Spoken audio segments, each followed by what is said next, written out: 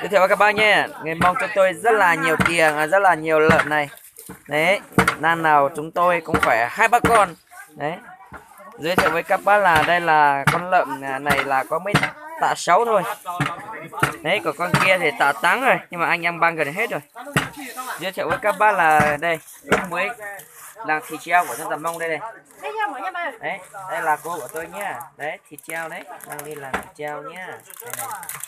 Đây này. Đấy, ướp muối mang đi treo vào bếp đấy, người ta bảo là thịt gắp bếp đấy các bác ạ. Ngon lắm, một cân cho tôi bán 2 lít mấy cơ mà.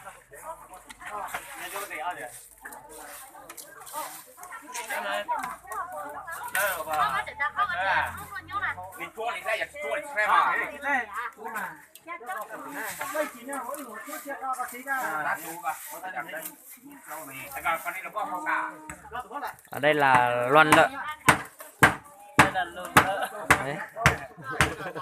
Xin lỗi các bác là tôi quá chém một tí, rồi tôi nói không xoáy thì các bác phải nghe xoáy một tí.